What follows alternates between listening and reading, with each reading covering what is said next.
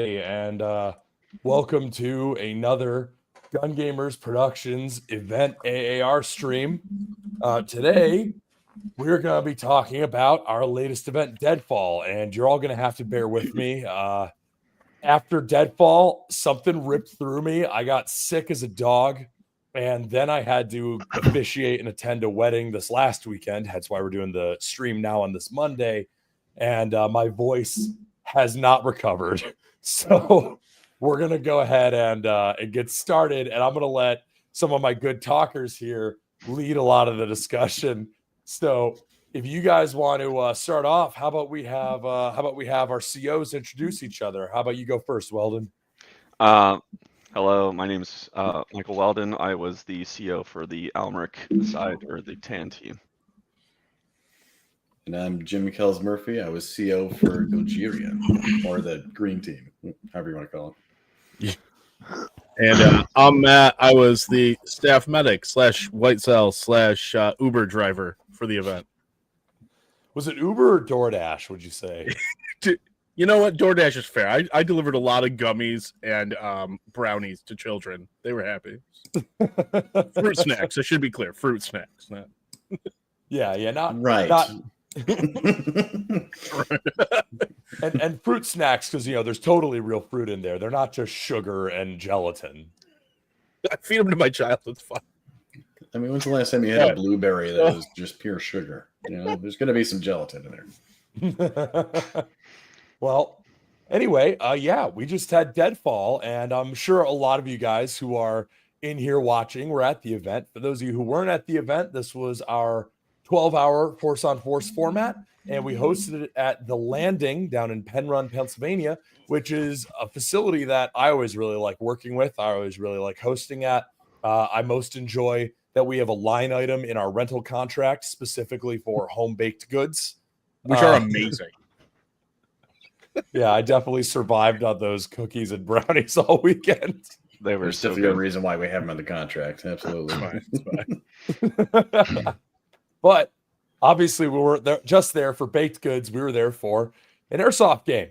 So for those of you guys who were actually in the airsoft game, Weldon and Jim, do you guys want to go over a basic timeline of events as you saw them? Who Sure. wants to go first? I guess I can run through it. So our group, honestly, they got it together real quick. We were able to issue ammo and get relatively organized quickly. I ran through a high level of what our op board was, and then the PLs went through their individual movements with their platoons. From there, we stepped at probably like 11:15, I'd say. So maybe a little early, but I definitely went to low-key beat Jim up there. So we got up on the hill. No real issues there, and then kind of set up a line, defensive posture, and let the Gojirians come towards us. And from there, we kind of played a defensive game for the majority of the event. At probably around 6 o'clock, we were in a defensive position around the HLZ that we wanted to maintain for the LARP reason of bringing additional supplies via heavy lift helicopter into the AO. We were then hit with a massive Gojirian force, which unfortunately wiped us. They didn't hit all our spawns, but I'm pretty sure they killed everyone.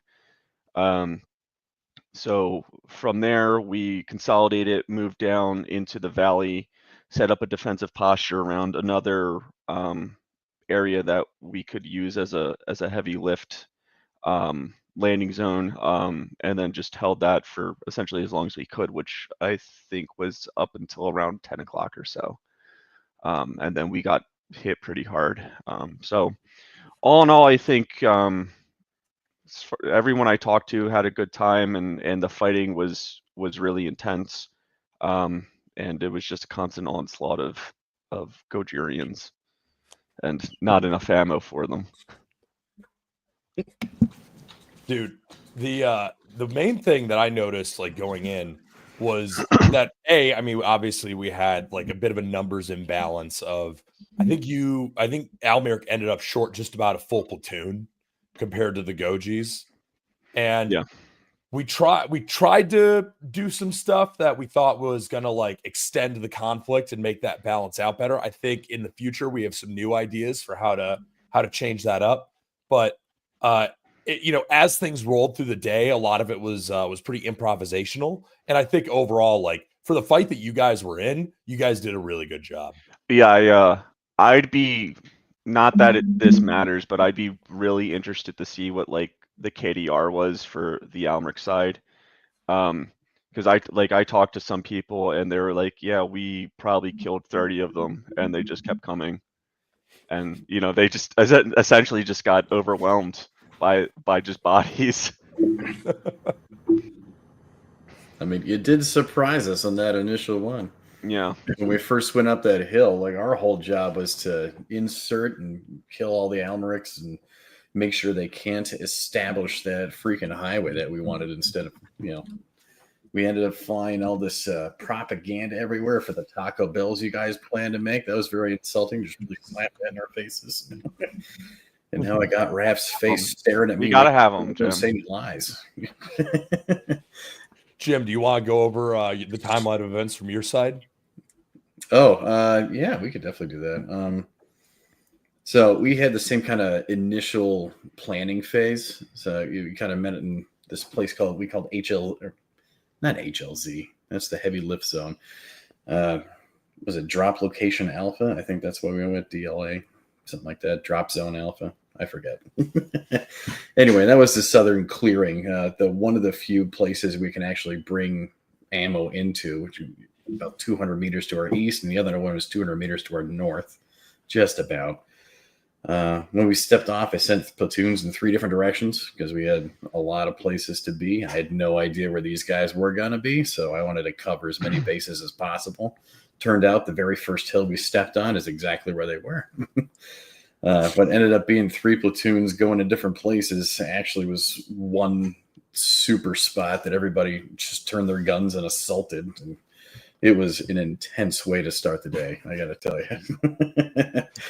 What's really funny is that I wanted, like, in the design portion of the game, like, the design document called for a way more spread out game, but I think the reality of, like, the numbers disparity and the way that things wound up playing out, it just turned into 12 hours punching match again.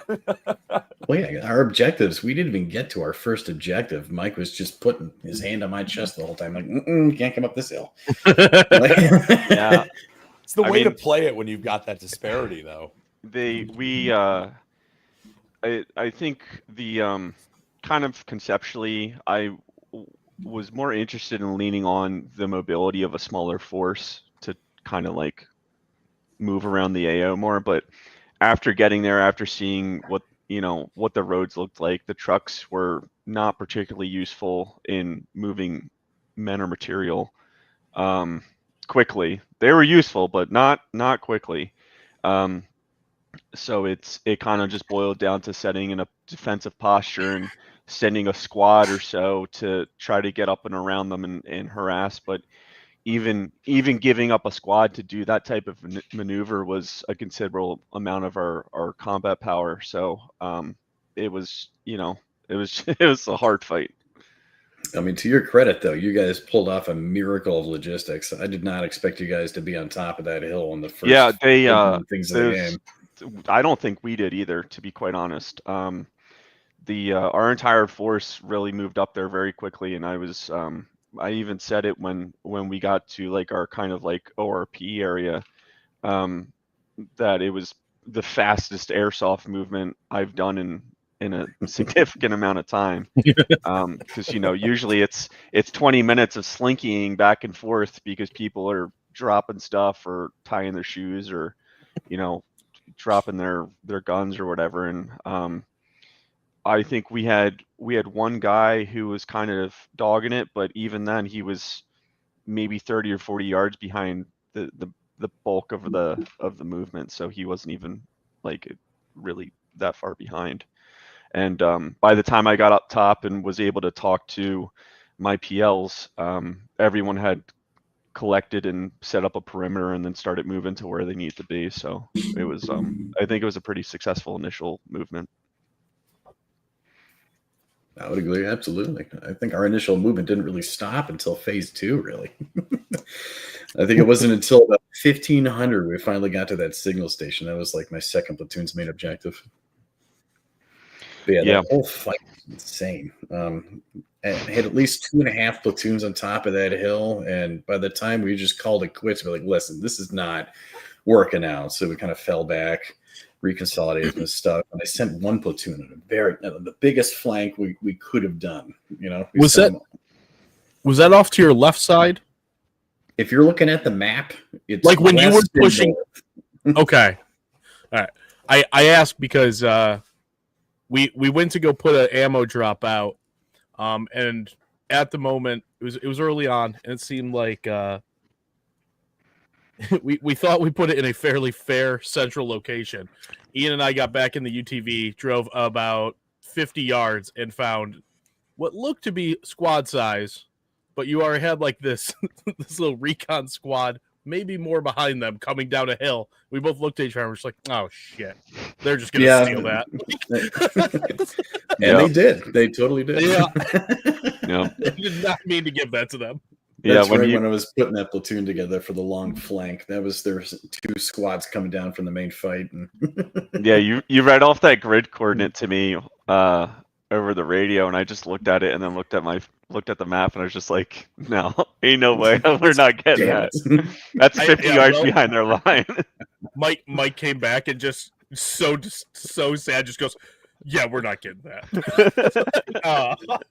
But that was the Gojirian strategy the whole time, man. It was to control both the drop zones for ammo, which we did. So come what was it, 1400 was the first ammo drop. Mm-hmm. We called them both down, so now everybody's got ammo in the platoon, and we're in a good position. Minus the 1 platoon we sent around to flank and then got ambushed. I didn't get to see them until they walked back. I think they just got really unlucky. I happened to be looking the way that they were approaching, and through the brush, I just see this white face just peek up like this. And I'm like, oh, he's not supposed to be there. So I yelled contact, and push. And we had just rearmed our second platoon, so everyone was up on ammo. Pushed a squad all the way out to the right, pushed a squad all the way out to the left, and then just kind of like moved through them. And I think we must have just caught them off guard, because that fight was kind of spicy for like maybe 5 minutes, and then after that, like the initial contact, we had pushed them back considerably, and I don't know if we wiped them or if we just inflicted enough casualties for them to like go away. But they didn't come back. Well, yeah, because they had a spawn beacon with them. The reports I had is he managed to get the spawn beacon and then initial strike, and then it was just attrition from there on out. Oh wow, okay, yeah. I assume they just did a long walk without a beacon, because, like I said, that the contact did not, like the considerable bulk of the fighting did not really last that long. Yeah, take care of your clay pigeons, guys. Do not drop those. Yeah, we dropped. I think we accidentally smashed 2 or 3 of those. I love the video that a player posted a video with them running with one of the spawn beacons across a road. And the clay pigeon just falls out and shatters. And the guy sent it to Creed. So you just hear, hold me now. I did not see that. 6 feet from the edge, and I'm thinking, and then boom, and it fucking falls. Yeah, don't run with the disc in the beacon. It ain't gonna make it. No, it barely makes it when it's sitting still in the beacon, let alone trying. Yeah, you can crack it just trying to get it in there. Those wires can be tight, man. So yeah, it's always such a Family Guy moment where you just see him run and then just yeah. Yeah.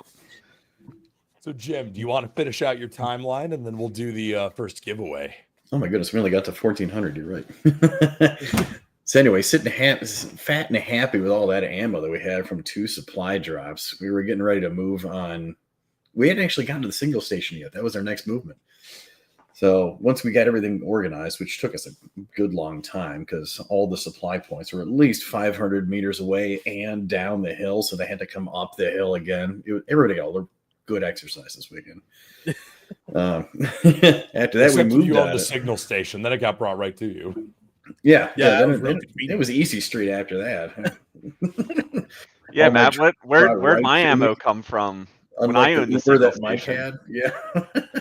It was out there. It was in good spots. Ian Yeah. and I picked good spots. Not at Ian, the tell him signal in the chat. station. Oh, it's not supposed to be right at the signal station. That just gives you access to drops. All right. He was just all right. walking it in, it's a drop. You get closer till you hit your Yeah, mark. they had enough practice when I owned it, and then by the time you got it, they were dropping it right in your hands. I hear it. Yeah. So once we controlled that signal station, though, then I didn't really know where Mike went. So we sent patrols in all these different directions, and I mean, the most likely was probably north. There's no way we were going downhill. We would have seen you. So we kind of spread out a little bit, but it was really much a game of hot potato. The second somebody saw you guys, it was just, oh my God, they're over here, and then they mic'd them all the way through until then it all came together. Yeah, We had an initial plan, just a very basic, hey, this is base of fire, this is the flanking force, but we had some pretty good leadership there. So, they just able to look to their left and right and be like, okay, I'm going this way. We'll see you in a minute. And I'm in the back. And I'm like, they are doing what I told them to do. This is hell yeah. This is the best day as a commander. Yeah, we I think I guess your patrols must have just been a lot closer together because I had pushed out some security and then some like onesie twosie teams. They could see each other. They did have to get a job at dispersing. Yeah, and I remember I walked over to talk to one of my PLs, and then as I'm walking back, I hear a gunfight, and then as I like creep through the woods, I just see like at least a platoon of Goji dudes just like appear out of the wood line and just start shooting everybody. And we Kevin says he's still laughing about that. We were too spread out because I pushed out like LPOPs and had patrols, and we like most of this game we just attrit it way too fast and couldn't hold the terrain.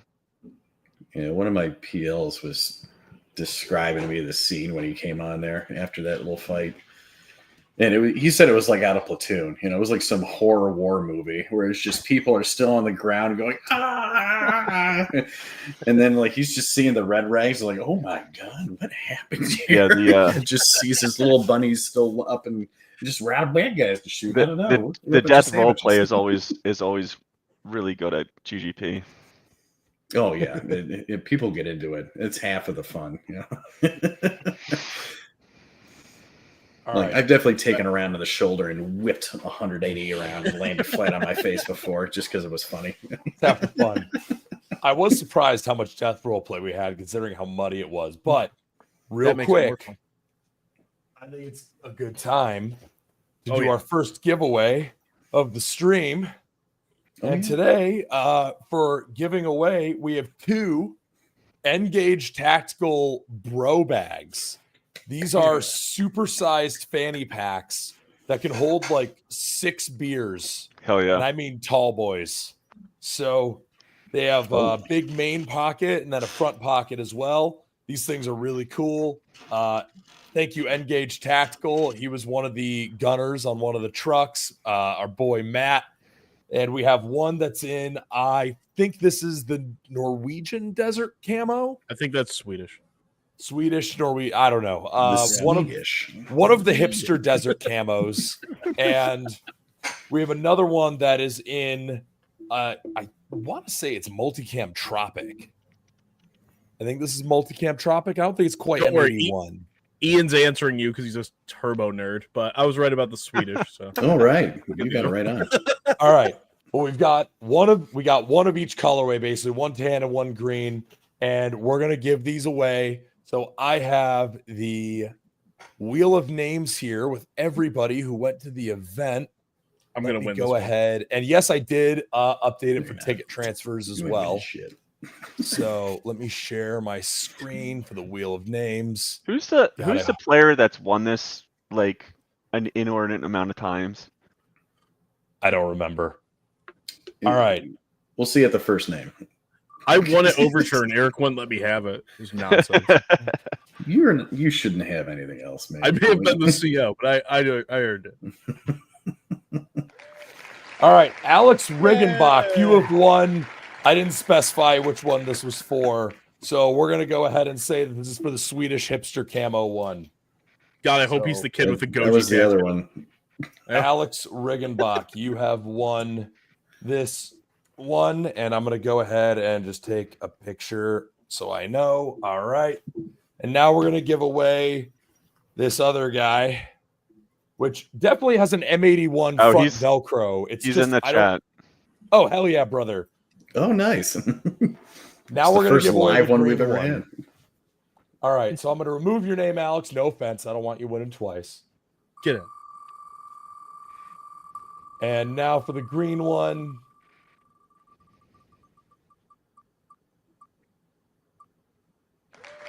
We've got Blade Mitchell. All right, Blade. You won this one. So I'm going to go ahead and take a picture of that as well. So Alex Riggenbach and Blade Mitchell, you guys just won the first round of giveaways for the Engage tactical stuff. So hell yeah, brothers. Good job winning the giveaway where all you had to do was go to our cool airsoft game. That's half the battle, man. It's showing up. I only go to Airsoft for the stuff. All right. And the attendance. Yeah. So obviously, what ended up happening, Jim, just to finish your timeline real quick, is Goji, in the official lore, due to an inordinate amount of personnel being committed to other theaters and the rampant corruption within the highway project, the Almeric Republic did not have the personnel to hold the Chimeran Highway project, and overwhelming Gojirian force was able to wipe first the occupying task force Pioneer that was sent in order to secure the area, and then a follow-on force attempting to secure for more follow-on forces. So due to the corruption of the Republic and the constant waves of prisoners, the Kingdom of Gojiria was able to win the day. How it's like an endless wave of prisoners. Eric, did you see the psyop What? that we made? No. Oh, here, let me pull it up. Is this some of the propaganda we found at Signal Yes. Station? Yes. Oh man. That was real choice. The radio station that we kept going, the burnt up like order for what you guys were supposed to be doing, and then Yes. just the propaganda from Taco Bell and whatever. Not It's not like it was propaganda. the They really sold propaganda that, you know? for defecting, like defect. The kingdom isn't sending their best; they're sending who's left. Your Yeah, commissars treat yeah. you as disposable. Yeah. Treat them in kind.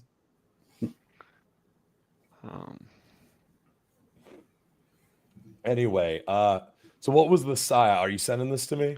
Yeah. Hold on. All right.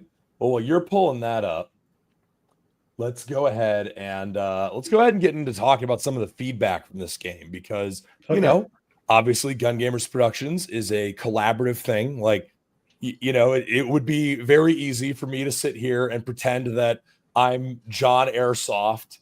Oh yeah. I did see this welded. Hold on, I'm gonna share it real quick.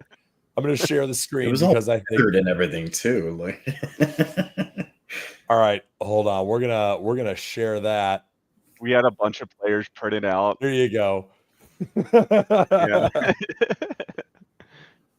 So I made that using ChatGPT and a little bit of photo editing, and then we had a bunch of players printed out, and then Connor made a bunch of other stuff too, and some other players printed more psyops out and brought that, and we just left it at the signal station.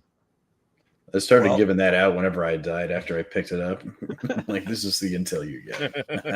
It's your own Well, stuff. So, but as I was saying, Gun Gamers Productions is a collaborative project.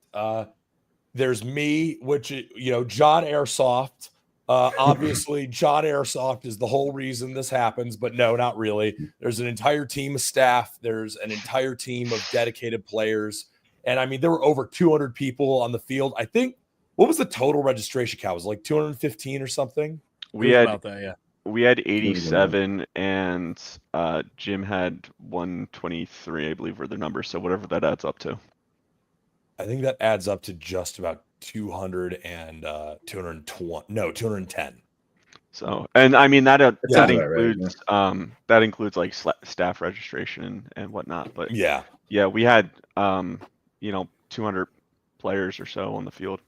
Yeah, which is awesome. If we keep getting over 200 players, that'll be really cool. But I think that depends, like always, on our ability to respond to feedback, our ability to continue producing better games. First of all, I do think Deadfall overall was in a lot of ways a better game than Trailblazer last year. Like, What a like compliment to me and Mike, and such an insult to some other people I know. it's not an insult. I think It's not. They did a great job on Trailblazer. We used it a little bit differently this time. And I think a big thing with Trailblazer is that we didn't know how much a lot of the limitations of the venue were going to affect a lot of what we could do. And I think this year we had a much better understanding of running this venue, sustain the side-by-side. Holy shit, not getting my truck stuck was such a morale boost for this game. Mm-hmm. It's so easy to not do it. It's so A surprisingly hard win to get, but we did it. Yeah. And I'm not disrespecting Trailblazer, of course. Like, Trailblazer was an incredible game. And it was super, super intense. But I do think, like, in terms of like running this game, I think overall a lot went better. Yeah. But I think the main things for this game now to figure out, I think, because we tried our design intention when we ran this game, or not ran this game, when we kind of dry ran this game and we talked about it and we were leading up to it. Our design intention for this game was for it to be a bit slower paced, for the forces to spread out a bit more, and for us to use more of the facility at once. But it does feel like we got very concentrated into some key tight areas. And I think that a lot of that comes down to the easily traversable parts of this venue are actually pretty narrow. Yeah. Well, if you look at the terrain, the field is basically just a giant. It's like a backwards C. It's just a giant saddle. So it's either you go up and down the hill a bunch of times, or you stay up on the saddle, and it's it's maybe, I don't know, it's probably 200 yards at its 200 or 300 yards at its widest point. When its widest, yeah. Yeah. I was thinking just height wise. So yeah, it's a good 200-300 going upwards. Yeah. So I don't know. I'd have to look at the map again, but it doesn't really give you a lot of maneuverability. And I think the higher player count also contributed to it kind of feeling like it was just centrally on that saddle the whole time, because I couldn't spare any people to push out and do like a wide flank or try to like raid the lower control point or any of the landing zones, because we needed everybody on defense to suppress what was being constantly thrown at us by the penal battalion and other platoon. Yeah, I do. I would definitely agree, man. Once he got up there, though, it was pretty flat. Yeah. But it's just cliffs for 60% of the square footage around there. Yeah, and Seymour made a good point that the fighting at Trailblazer was he says he likes the fighting at Trailblazer more, but the logistics at this game were way better, and I think I agree with that. I think the fighting at Trailblazer was a lot like more personal distance wise, because there was so much more growth on site. It was a little more. That's for sure. The time of year definitely made it feel different too. Yeah, like I remember us having some engagements at Trailblazer, and like I could almost touch the people we were shooting at. That's how close we were able to get because it was so dense. But I definitely think the logistics for this game were a lot better. Yeah. So now we got to try. Now we got to try to hit that middle ground. But what I do wonder is, I wonder if, to a certain extent, as we scale up, I wonder if the landing is not. I mean, I think the landing is great if we want to run it as just a murder ball facility, but we tried to do a different style of game this time, and I don't think the landing is suited for it. I think that was what we discovered. Yeah. I think it's a mix of total head count for the amount of maneuverability and maybe a mix of just game design and giving us a reason or giving the players a reason to move down the terrain or stay spread out. Because like lore wise, our objective was to hold the signal station to and then to migrate from there to the landing zone. So I didn't really have a reason to go to the low ground once we got up there. And strategically it didn't make sense to go down there. That was one of my biggest takeaways from this game. And it actually, this is something I really agree with. So I'm going to pull it up. I think at this game, we really established that like we've got the basics of our format down, I think. But at this point, as we're scaling up and we want to have more reason for forces to operate more independently, we need to have more to do within the format. We need to have more little things going on. And I tried to have some of those little things at Snowblind, and I felt a lot of them fell by the wayside. So I kind of was like, I don't know if that's really something I want to try again at at Deadfall.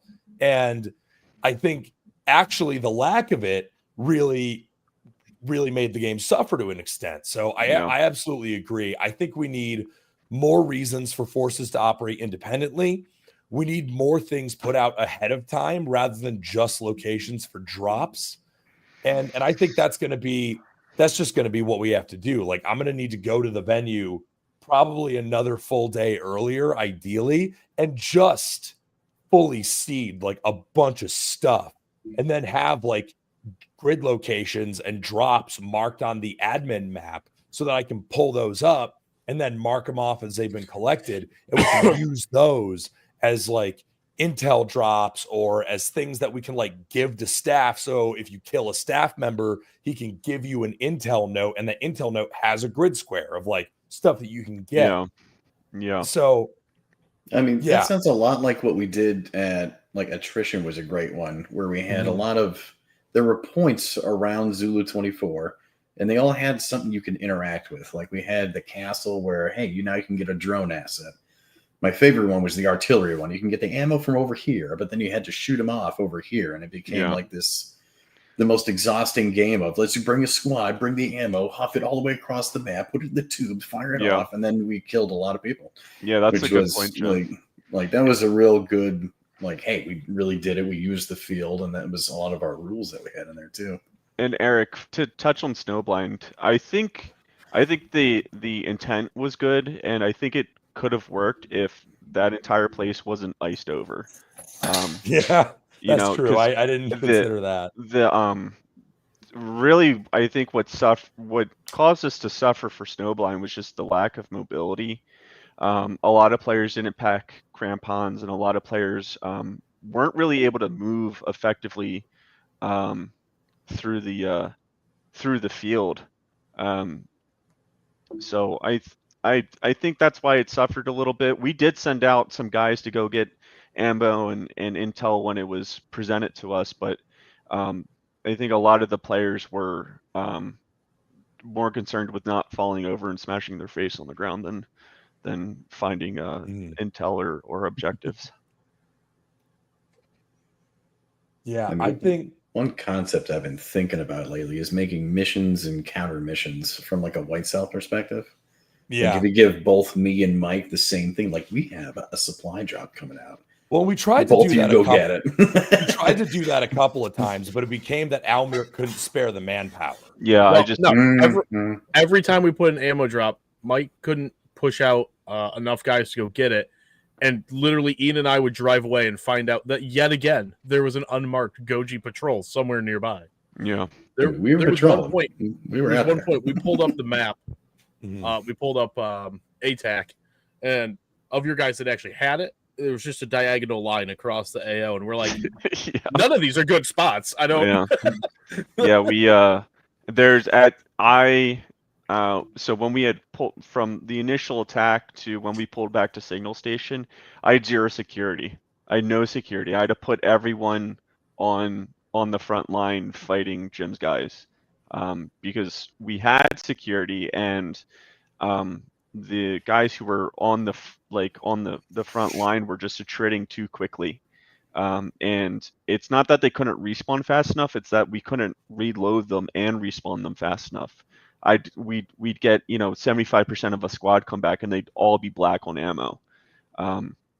So it was just I was like, well, I guess I'm not gonna have security anymore, and just pushed everyone out. Yeah, but I think in general, like, someone pointed out as well that like we did have more people who were planning on going Almirka this game, but then Andrew CDP passed away unexpectedly, and a lot of people wanted to go 10th PB to honor Andrew. So as a result, we wound up having all that manpower defect to Almirk, and this kind of ties into another piece of feedback as well. But we've also had recruiting issues for Tan Team Yeah, the whole time we've Yeah. been running Gun And Gamers Productions. I don't understand it. It's I guess Tan's not cool, or people don't own it It is anymore. cool. Well, it's crazy because like back in the day, right? And Eric, we've talked about this a bunch of times. Back in the day, like multicam was the hotness. Everyone had multicam. That was the when thing it to came out. have. Yeah, That was the everybody's thing to reaching have. for it.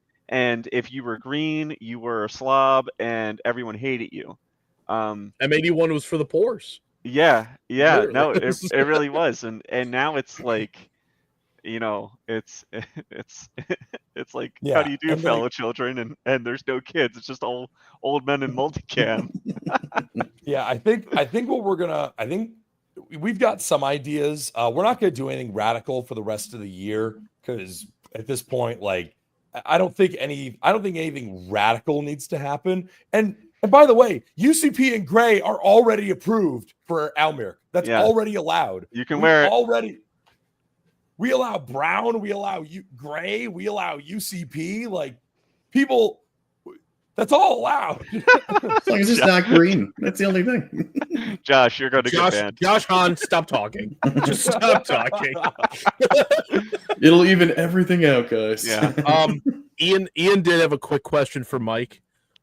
We did put out a drop that I think was closer to Almirk. I think you guys got it. Mhm. That was supposed to be. We didn't have any boxes. So we wanted to be creative, so we just laid out a trail of ammo. And then we claimed that C-130 that the box broke. Yeah, I remember he said that on the radio, and I was like, what the hell is he talking about? So I told Connor and the truck crew, I was like, can you go find this for me, please? I thought it was pretty creative. Yeah, that's funny. Yeah. But loosen the camo regulations. Our camo regulations are super loose. Like, actually, Eric? one of the main pieces of complaint we got at this game is that there was too much ambiguity. Like there were guys wearing, which, like, in our rule set, you're allowed to wear ghillie over your uniform on both sides. So, but obviously then that becomes a camo like rule set thing. And now there's like, and then people were wearing like the Grom camo, like the Polish Grom camo. And we had a couple of people say that was too brown instead of being green. So I'm, we're interested. I'm very seriously looking at how to rewrite our rule set to be more clear on what the expectations are and on like how exactly to like set the vibe. But I also don't want to police people's costumes too much because, like, at the end of the day, I like having the creativity represented. I like having I like having the flexibility. I like the flexibility, especially with like the leaf suits not being part of the uniform. I think that's a unique take that a lot of the like green versus tan type of production uniform sets don't ever touch on. And I like that it forces players to think about who they're shooting, and it forces them to look for IFF markers like the bright blue flag or the bright yellow flag that players get when they check in. Yeah, I think it might eventually evolve into that, man. Those flags tend to be the I don't- primary IFF, you know? Like I don't Yeah. want to. I don't I was want looking through the woods and I couldn't tell sometimes, but then I saw the yellow flag. I'm like, oh, okay. Right, Yeah, right. here we Yeah, go. I don't want to promise or like go too deep in the woods on potential solutions because like at the end of the day, you know, IFF I consider to largely be a player responsibility, but at the same time, I think, you know, we had a lot of first timers at this game, so, you know, people are kind of like still figuring out the vibe. And then I also think, you know, there's more that can be done for trying to elaborate exactly how to fix the issue. So I'm not going to mess with it too much this year. We've only got one force on force game left this year, realistically. So I think we can let it ride. But it is like I hear all the feedback and I am listening to it. And I am like, as we go forward for our rule set revisions, know that that is at the forefront of my mind, please. So But so what I'm hearing is you're gonna allow Alpenflage, right? That's what I'm hearing. to be honest, desperate times call for desperate measures. But but anyway, while we're talking about things everyone hates, let's do our next giveaway. All right.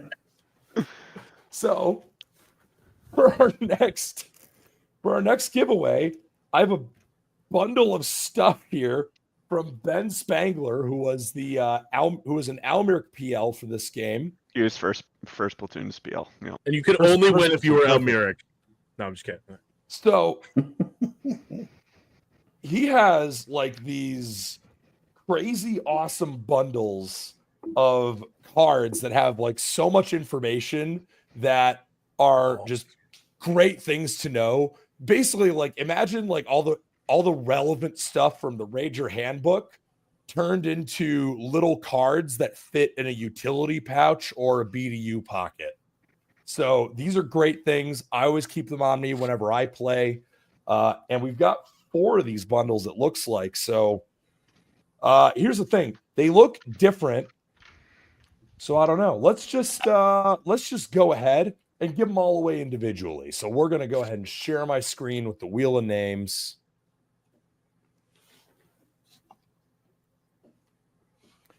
All right.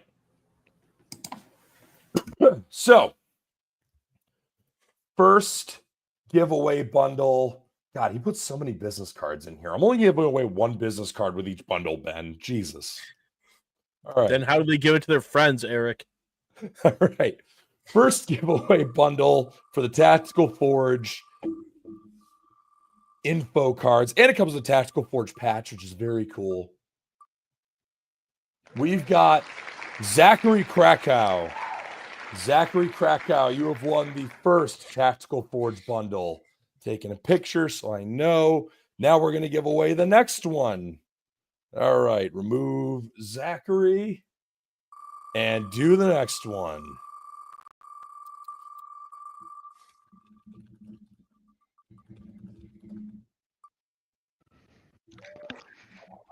Corey is personal friends with Ben and definitely already owns all these and is GGB staff, so I'm gonna say he didn't win. Sorry, Corey. Take him out.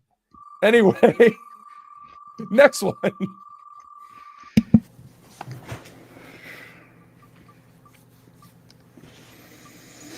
Steven Drenner. Steven Drenner, you have won a Tactical Forge card bundle. All right. We're going to do the next one. Here we go. God, there's so many.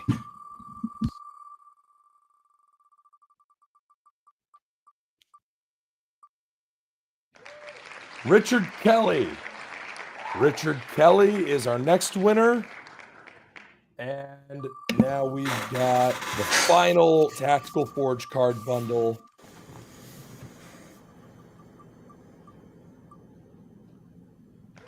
Carlos Alvarado. Here we go. All right. If you want to give away, I'm going to email you. And if you don't answer the email, I'm going to use the address that you put on your registration. I know all, I see all. You cannot escape. You will claim your prize. Anyway. This is a threat. Yeah. It's a threat of friendship. Yeah. You will take your prize. It's not an option. Fun fact, So- that's how gun gamers actually started and grew. Just threats of friendship. Gaslighting? Yeah. Yes. All right. So, other things we want to talk about. Let's go ahead and, let's give some special thanks real quick, just because, like, I've just given away a bunch of stuff from some people. I want to thank our event sponsors. I want to thank Engage Tactical. Engage Tactical is a custom gear maker who is a good friend of ours, personal friend. He built the M2 that was on one of the trucks, and he was one of the gunners. He built the bro bags that we just gave away. He's built a bunch of custom gear for all of the Gun Gamers Productions crew over the years. I want to thank Tactical Forge / Spangler Forge. He is probably Rochester's greatest export since Genesee beer. And he makes really, really cool knives. He makes really, really cool card bundles, and he makes really good videos on his Tactical Forge page. He makes There's a good lot of memes stuff. too. Yeah, he makes great memes. So definitely check out Tactical Forge. Definitely check out Spangler Forge. I want to thank Amped Airsoft, who are always there to help our players out with night vision rentals, event pre-orders, pyro sales, air fills, on-site vending. Amped is by far the best event partner for vending in the Northeast, and it is not close. How do you get a hold of Engage? His Facebook page is probably the best. He doesn't use Discord much. His Facebook page is probably the best. He has Facebook and Instagram. All right, Yeah. that's what you're gonna go for. And then the final sponsor is Elite Force. We use Elite Force ammo because they were the guys who were willing to give us bulk pricing on ammo when no one else gave a shit who we were. So they can always get us the ammo that we need. They can always get us the quantities we need. So thank you to those guys. Anyway, I think those are all the main acknowledgments we want to give out, unless I'm forgetting anybody. Let's acknowledge our venues for the year. I want to thank Skirmish Paintball for being great to work with at Snowblind. I want to thank The Landing for being great to work with at Deadfall, Zulu 24, and all their fresh renovations for the upcoming role-playing game. They're super awesome. I'm really looking forward to that game. We'll talk about it in a second. And our final venue for the year, it's official, everybody. We're going back to Ben Franklin Range. We are going back to Ben Franklin Range for our 24-hour game this October. The event is in our Discord for when exactly that is. I want to say it's October 10th to 12th. It is for sure October. Give me 1 second. I'm just making sure I have the event I think right. 10-11 is what I saw on our sheet. Yeah. So we have, oh my God, let me go to my actual events here in the Discord just to make sure I get the date right. Yes. So it's going to be Saturday, October 11th to Sunday, October 12th. That is going to be a 24-hour game. The event name and everything else will be dropping soon. And we have some really, really fun stuff planned for Friday night for that game. Camping will be included with your ticket for that one. And Friday night is going to be a whole thing. We're going to use the shoot house for something really special on Friday night. So bring a squad ready to clear that out and be ready to move fast. So really looking forward to what we've got cooking for the rest of the year. Do you guys have anything else you want to go over before we transition to talk about the rest of the year? Any other notes from Deadfall we want to go over? Anyone else want to put as the put up in the oh my God, in the chat? Anyone else want any feedback? I I mean, I just want to say that the everyone on Almeric really did a good job, and considering what we were putting up with and the weather and everything, we really didn't have that many drops. I think we lost a couple people to some injuries and like cold issues, but overall, I think we only lost maybe 12 players, 13 players, something like that. So, which is kind of low to be honest. Usually we lose more than that. It's good numbers, man. Yeah, I throughout the course of a game. Overall I'll tell retention you- was really high at this game. You know, relative yeah, it's been to some weird games lately. Yeah. Sorry, go ahead. Lex. relative to last year at the landing, from the medic standpoint, I didn't get used a lot in that capacity, which was sweet. Last year we had tons of people coming down with really busted up injuries. I know some people rolled ankles or left because of stuff like that, but nothing is severe. So good job learning from your injuries in your past. Everyone's actually doing better. Besides the ice killing everyone, which just wasn't fair. Horrible planning, Eric. Every other game, there's been fewer and fewer injuries, which is awesome. yeah. So I mean, I was really happy with the performance of everyone, and you know, they did everything that we asked them to, and you know, it was great to work with all of them. Oh, Yeah. Ian has a quick improve for the players. Don't lock your keys in your car. We did have Gotcha. that happen a weird number of times in this game. All right, well, I'll give a plug to the soldiers of Gajira real quick. You guys are out of control. You're all savages. You killed way too many this weekend. And I look forward to seeing you to the next one. So, what's next, everybody? What's next for Gun Gamers Productions? We do have one more giveaway, by the way, so don't leave yet. But what's next for Gun Gamers Productions? We have 2 more games this year. We have the role-playing game, which is in July 19th to 20th, and I think that one's going to be awesome. I'm really excited for that one. It's going to be ridiculous. I think we learned a lot from how we ran it last year. And we have a lot of guys who are very role play minded, I think, in our group, which I think is going to be really good. I think last year, because it was our first run of the format, we didn't have a ton of people. And also, I think Skirmish, to be honest, didn't attract as large of a crowd for that style of game. I think Zulu's already on track to be bigger. Yeah, we're way outperforming Skirmish in ticket sales already. But Zulu is on track to be a bigger game. And as a result, I think our intention of having way more threads for players to pull on is really going to shine through. and I think their recent renovations it's gonna be perfect for this gameplay, because I don't know if you saw the pictures, but it looks phenomenal. I'm really excited. Oh yeah. Oh, I saw it. Yeah, they did a great job out there.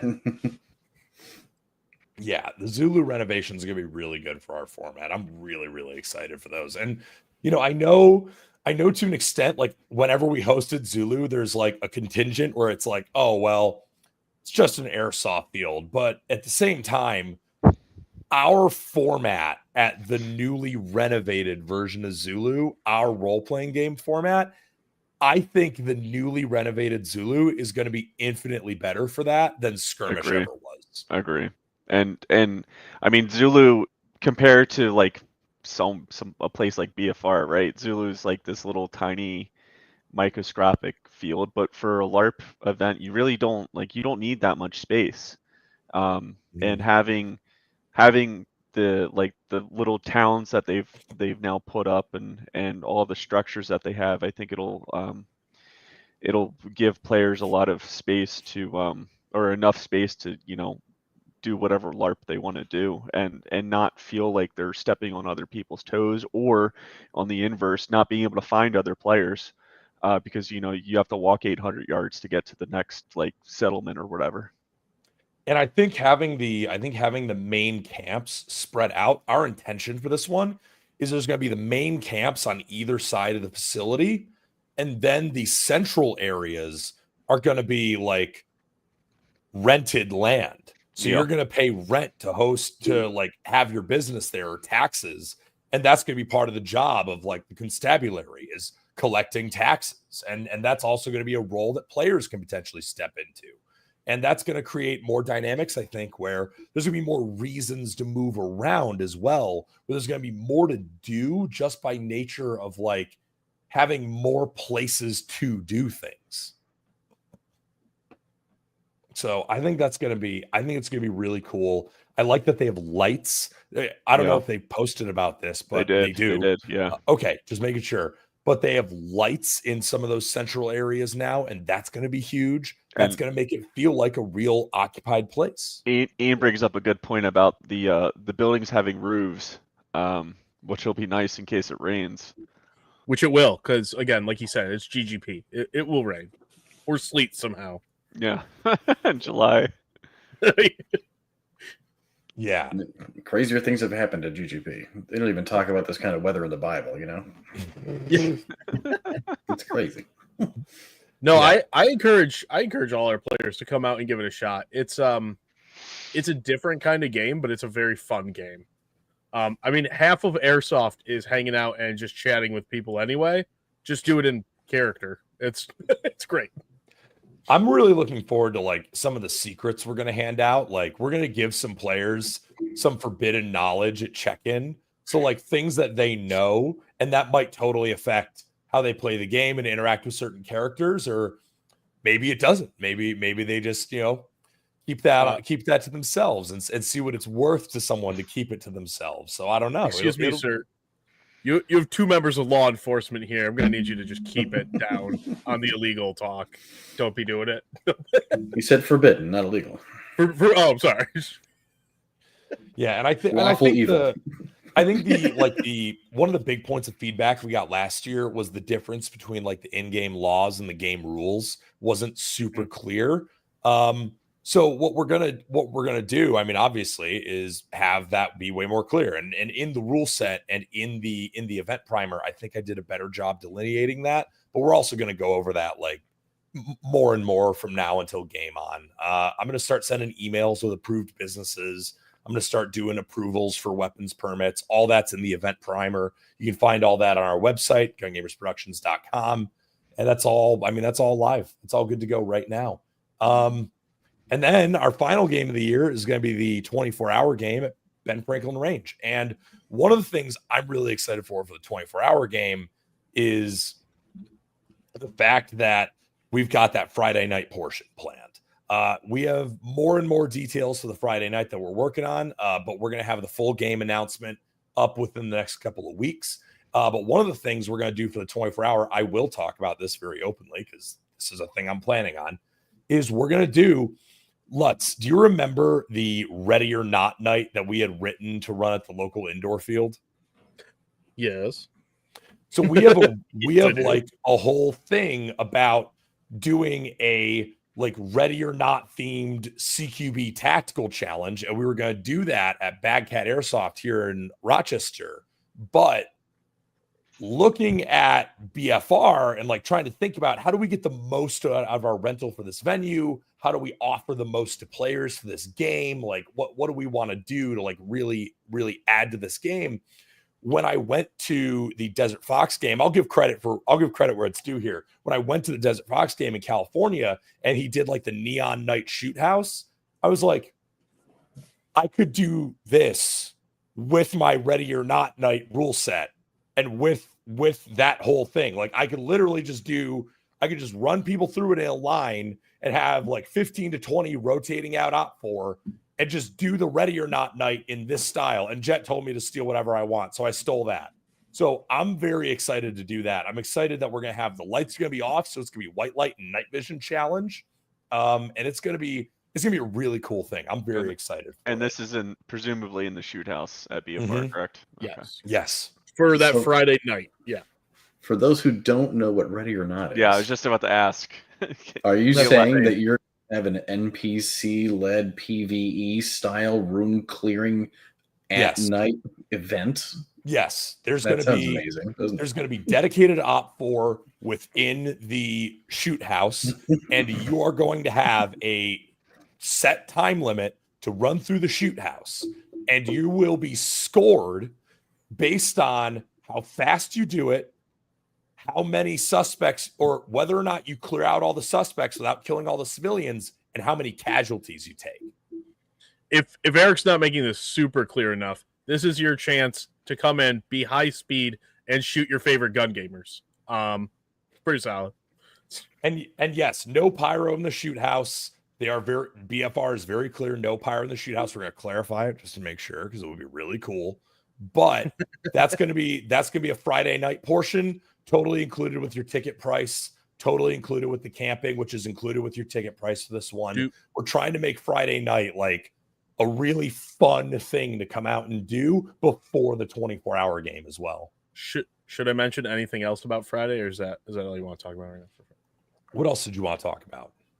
There were like 2 other things you talked about doing on Friday night, possibly having some stuff open. And So we're gonna. I am 99% sure that Amped is going to be on site vending on Friday, and I'm not going to promise anyone else yet, but we are reaching out to other vendors. If you are with a company and you want to vend, let me know. But we are looking at having vendors on Friday night. We're looking at trying to get a food truck if we can. That's going to be all things that we're working on, and it's going to be really cool. I'm very excited. It's kind of mean, actually, Eric. Like, it's going to be a 24-hour game, and you're like, the night before, stay up late, come out, run these drills, eat at the food truck, and then the next morning be like, be at Reg at 8 a.m., you're hiking the mountain. The food truck's not coming up after you. This might also help players move past the shoot house instead of wanting to congregate there for 16 hours. It's not that interesting. It's a popular location. It's really not that interesting. Well, because to be honest, BFR plays best up in that top portion. It does. The shoot house. It really does, Yeah. man. Yeah. That's So the place good to be. last year. Yeah, we learned that from playing Ascension and then playing last year. It was like we might as well have been on a different AO. Like it was in my opinion, it was way better. Because the lower portion of that facility is it's all sheer cliffs and really narrow roads, and it's just hard to maneuver. And once you get up on that elevation, there's still hills and cliffs and whatnot, but there's so much room to move around, and especially like if we get more vehicles to come this year, the maneuverability up there is just. It's so good, and there's roads to get everywhere. So if you get 5 guys in a truck and cart them around, you can pull a wide flank in like 10 minutes. That would be the dream, wouldn't it? Just everybody's mechanized up on top of that hill. That'd be amazing. I do know we already have some player vehicles that are interested in coming. So if you want to kill vehicles, this will be a great venue for it. Yeah. Also, now that Eric has told you about BFR, if you do have a player vehicle and you want to bring it, please get in the Discord on the vehicles channel and talk to me, and we'll make sure it's safe and ready and accounted for so we know how many are coming. That's super helpful. But yeah, tickets for that are going to be dropping pretty soon. We're going to have those with the announcement in the next week or two, and it's going to be fucking awesome. We're working on a lot of stuff. It's going to be a sick game. I'm very, very excited for everything we're going to do with it. And would it be possible to volunteer for Op4? You know what? Shoot me a message. Sure. I'm not. It. Yeah, I mean, if you'd rather just play as Op4, like, all right, that's allowed, I guess. But dude, if you just want people to shoot you all night, just say so, okay? It's fine. But for now, we're gonna conclude this stream with our last giveaway. And the last giveaway, as is tradition, is a pair of golden tickets, good for any Gun Gamers Productions game. So if we're doing the great debate here. Interested in doing if you're interested in attending any of the games that we just talked about and you want to go play for free, this is your chance. Now, as always, we usually do a poll and we see who wants to give away the tickets as a pair or give away the tickets as singles. So go ahead, and I'm going to give you 2 minutes to put pairs or singles in the chat. So starting now, 2 minutes to put pairs or singles in the chats for giving away the tickets. Matt, you're a fool. It's all about pairs, man. I don't have friends. Singles are better.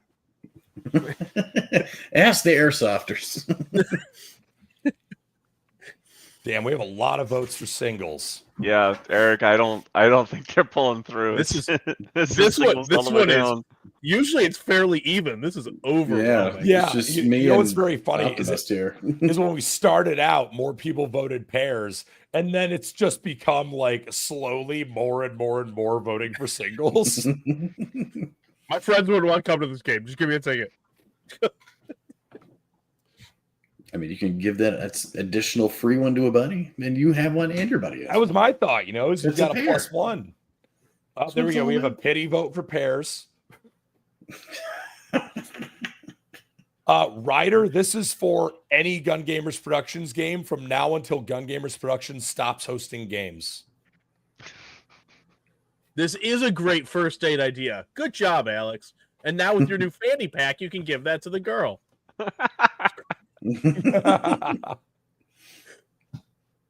Change this man's life in one day.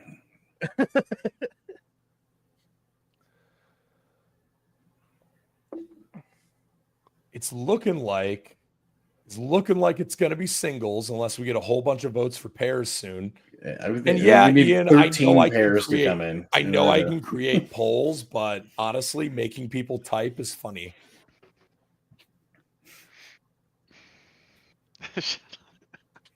Be nice to Ian. I had to ride around with Ian for 14 hours. Okay? Yeah, and I that, get I'm sure that was a blessing. I would have Yeah, loved you to didn't ride around have with to. Ian for You 14 got to hours. run around with Ian. All right. it. So Okay, it that- looks like the winner of the poll is singles. So we're going to give away 2 golden tickets to Gun Gamers Productions. Spinning Josh to Hahn. winning. Anyone would be lucky to marry you, Josh.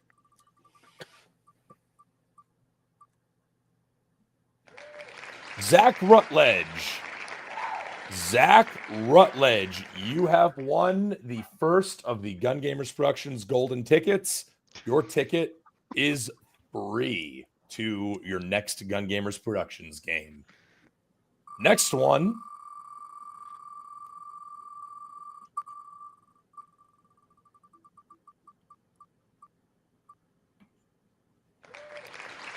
I'm pretty sure this is a mom who bought a ticket for her son. Yes, Nolan is So- the son. You should Yeah, give them 2 Nolan- tickets. This is very confusing. Nolan/Catherine. The next time your mom buys your ticket, it is free. Nice. This guy Anyway, is 38 years old, and that's his wife. Oh. I joke. I don't know. Oh, yeah. I'm going to make Becca reg me. well, there we go, everybody. Yeah, this has been the Gun Gamers Productions Deadfall AAR stream. So, I mean, in summary, Deadfall, great game overall. Lessons learned, as always, things we're going to do differently. A lot of feedback that we're looking at for as we continue to revise our rule set. The next time we run this venue, we're probably going to do it completely differently again, just because, like, I don't want to run the same game over and over, and I'm guessing people don't want to play the same game over and over, especially when there's a lot of good feedback on how to improve the game. So thank you to everybody who came out to Deadfall. Thank you to everybody who took the time to fill out the feedback survey. Check your email if you didn't see that. But we really do use that feedback from that survey and all the feedback that you guys put in the chat here and everything we talk about in the Discord. We absolutely use all of that as we continue to refine our format, because at the end of the day, like I've said, this is a collaborative project between everybody who comes out and all of our staff. And we thank you all for continuing to be here to support it. The support for Gun Gamers Productions has been incredible, continues to be incredible, and it's fucking awesome. Like, really, from the bottom of my heart, thank you guys. Like, doing games like this has always been something I really wanted to do, and you guys make it possible. Hell yeah. So, Yeah, man. do you guys have any last words before we hop out? Love everybody. Yeah. Holy shit, is that Eric from Gun Gamers? Holy shit, Eric from Gun Gamers.